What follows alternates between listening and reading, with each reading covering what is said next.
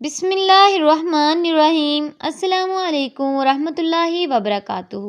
وہ کون سی کام ہے جس سے روزہ ٹوٹ جاتا ہے یا پھر مکروہ ہو جاتا ہے؟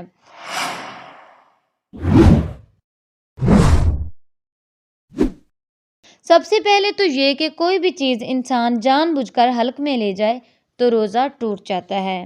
اس کے علاوہ اور بھی بہت ساری چیزیں ہیں جو کہ روزے کی خرابی اور نقصان کا سبب بنتی ہیں، مثلاً کان یا ناک میں دوائی ڈالنا جو کہ حلق سے ہوتی ہوئے معدے میں پہنچ جاتی ہے، لیکن اگر کوئی دوا حلق تک نہیں جاتی تو اس میں کوئی حرج نہیں ہے۔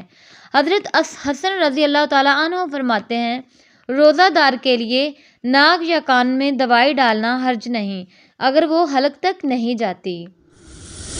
نمبر 2، جان بوجھ کر کیا کرنا۔ حضرت ابو ہریرہ رضی اللہ تعالیٰ عنہ سے روایت ہے کہ رسول اللہ صلی اللہ علیہ وآلہ وسلم نے فرمایا، جس روزہ دار کو خود بخود قے آئے اس کو قضا نہیں ہے، البتہ جو روزہ دار قصداً قے لائے، مطلب جان بوجھ کر قے لائے، تو وہ روزے کی قضا دے۔ اسی طرح کلی کرتے وقت اگر حلق میں پانی چلا جائے تو روزہ ٹوٹ جاتا ہے۔ حضرت نقیب بن قبرہ سے روایت ہے کہ میں نے رسول اللہ علیہ وآلہ وسلم سے کہا، یا رسول اللہ صلی اللہ علیہ وآلہ وسلم، وضو کے بارے میں مجھے کچھ بتائیں۔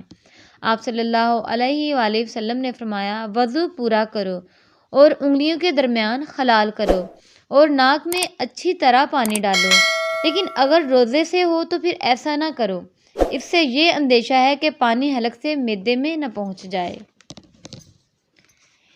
اس کے علاوہ اگر بھول کر کوئی چیز کھا لی جائے تو روزہ نہیں ٹوٹتا، اور اسی طرح اگر دن باقی ہو اور انسان یہ سمجھے کہ سورج غروب ہو چکا ہے اور کچھ کھا لے اور کسی کی آواز پر شبہ ہو کہ شاید مغرب کی اذان ہو رہی ہے تو بھی کھا لے اور روزہ ٹوٹ جاتا ہے، خواہ 5 منٹ ہی باقی کیوں نہ ہوں، اور اس کی قضا بھی دینی ہوگی۔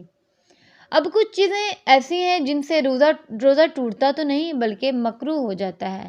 ان میں خاص طور پر ایسے اعمال ہیں جن کا تعلق اخلاق سے ہے، مثلاً جھوٹ اور غیبت۔ حضرت ابو ہریرہ رضی اللہ تعالیٰ عنہ سے روایت ہے کہ آپ صلی اللہ علیہ وآلہ وسلم نے فرمایا کہ جو شخص روزہ رکھ کر جھوٹ بولنا اور اس پر عمل کرنا نہ چھوڑے تو اللہ تبارک تعالیٰ کو اس بات کی کوئی حاجت نہیں کہ وہ کھانا پینا چھوڑ دے۔ روزے میں لڑنا جھگڑنا، گالی دینا، خواہ وہ کسی انسان کو دے یا پھر بے جان چیز کو دے، اس سے بھی روزہ مکروہ ہو جاتا ہے اور روزہ اپنا اجر و ثواب کھو بیٹھتا ہے۔ حضرت ابو ہریرہ رضی اللہ تعالیٰ عنہ سے روایت ہے کہ آپ صلی اللہ علیہ وآلہ وسلم نے فرمایا کہ روزہ کھانے پینے سے رکنے کا کام نہیں ہے بلکہ فحش اور بیہودہ کاموں سے رکنے کا نام ہے۔ اس سے مراد بیہودہ گفتگو سے پرہیز کرنا ہے، غلط کاموں سے بچنا ہے۔ اگر کوئی روزے دار سے لڑائی جھگڑا کرے تو اسے کہہ دینا چاہیے کہ میں روزے سے ہوں۔ اگرچہ اس بات کا اہتمام رمضان المبارک میں بطور خاص کرنا چاہیے، لیکن عام دنوں میں بھی۔ اہل ایمان کی صفت قرآن پاک میں جو بتائی گئی ہے، وَإِذَا خَاطَبَهُمُ الْجَاهِلُونَ قَالُوا سَلَامًا، کہ کچھ لوگ جب ان سے جہالت برتتے ہیں، جاہل ان سے کلام کرتے ہیں تو وہ کہہ دیتے ہیں سلام ہو تم پر۔ تو اس سے پتہ چلتا ہے کہ روزے میں اصل تربیت جس چیز کی مقصود ہے وہ انسان کا اخلاق اور کردار ہے۔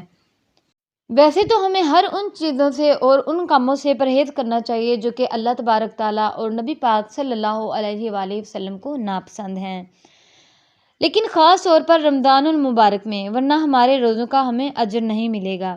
ایسے ہی ہے جیسے ہم نے پورے روزے رکھ لیے جن کی قضا نہیں دینی پڑے گی اور گنتی پوری ہو گئی لیکن اس کا اجر نہیں ملے گا۔ اللہ پاک سے دعا ہے اللہ پاک ہمیں ان کاموں پر عمل کرنے کی توفیق عطا فرمائے، آمین یا رب العالمین۔